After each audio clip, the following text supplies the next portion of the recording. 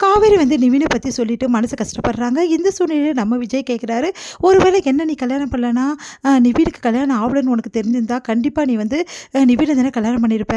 அப்ப என்ன கல்யாணம் பண்ணியிருக்க மாட்டல்ல?" அப்படின்னு சொல்லிட்டு கேட்டோன்னே, அதுக்கு காவேரி என்ன பதில் சொல்றதுன்னு தெரியாம, "விடுங்க எல்லாம் முடிஞ்சு போன கதைய பத்தி ஏன் பேசணும்?" அப்படின்ற மாரி சொல்லி மழுப்பிடுறாங்க. அடுத்து வந்து இங்க என்ன பண்றாரு, பசுபதி வந்து செமையா பிளான் பண்றாரு. எப்படியாவது நிவின வந்து தூக்கிடுங்க. அதே மாரி காவேரியையும் தூக்கிடுங்க. அவ கண்ணு முன்னாடியே வந்து நிவினுக்கு கல்யாணம் நடக்கணும். காவேரி நான் சும்மா விடமாட்டேன். அந்த காவேரியை தேடி கண்டிப்பா அந்த விஜய் வருவான். அவனுக்கும் வச்சிருக்கேன் ஸ்கெட்சு அப்படின்னு சொல்லிட்டு சொல்லிடுறாரு ரவுடீஸ் கிட்டலாம். அதே மாரி ரவுடீஸ் என்ன பண்ணுறாங்க, நிவினையும் தூக்கிடுறாங்க, நம்ம காவேரியும் தூக்கிடுறாங்க.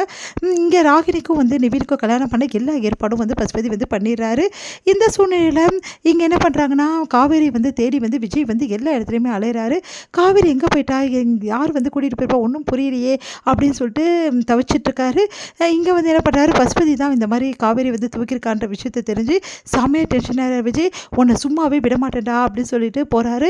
பார்த்தா படகு மூலமாக வந்து காவேரி வந்து தூக்கிட்டு போயிடுறாங்க.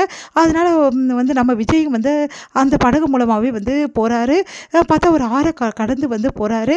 அந்த இடத்துலலாம் போயிட்டு செம்மையாக வந்து ஃபைட் பண்ணுறாரு. பார்த்திங்கன்னா அந்த ரவுடிஸ் கிட்டலாம் வந்து செம்மையாக ஃபைட் பண்ணி என்ன பண்ணுறாரு, விஜய் வந்து காவேரியை காப்பாற்றுறதுக்காக நிறைய முயற்சிகள் பண்ணுறாரு. இந்த சூழ்நிலை விஜய்க்கும் நல்லா அடிபட்டுடுது. அதனால் காவேரி ரொம்ப துடிச்சு போகிறாங்க. "பார்த்தியா உன் புருஷன் வந்துட்டானா? ஓ காதலனும் இங்கே இருக்கான், புருஷனும் இங்கே இருக்கானா? 2 பேருமே உன்னை காப்பாற்றுவாங்கன்னு நினச்சேன். எவனும் காப்பாற்ற முடியாது புரியுதா? என்கிட்டேருந்து உன்னை யாருமே காப்பாற்ற முடியாது. என்ன பாடுபடுத்தின நீ? உனக்கு எல்லாத்துக்கும் இருக்குது" அப்படின்னு சொல்லிட்டு பசுபதி சொல்கிறாரு. "சே நீ எல்லாம் ஒரு மனுஷனா? என் அப்பா உன்னை நம்பினாரு, உன் ஃப்ரெண்டாக நினச்சாரு. அட்லீஸ்ட் உன் ஃப்ரெண்டோட பொண்ணு நான். என்ன போய் வந்து இந்த மாதிரி வந்து ரவுடிஸை வச்சு கூட்டின்னு வர சொல்லியிருக்கியே, நீ எல்லாம் ஒரு மனுஷனே கிடையாதுன்றாங்க. நீ நல்லா நடந்துக்கிறியா? என் பொண்ணோட வாழ்க்கையை அழிச்சவதில்லை நீ. என் பொண்ணை ஏமாற்றி அவகிட்ட வந்து 50 லட்ச ரூபாய் வந்து மதிப்புள்ள இந்த நிலத்தை விற்றவதில்லை நீ. 50 லட்ச ரூபாவா? அது சாதாரண நிலம், அது அவ்வளோ லட்சமே போகவே போகாது.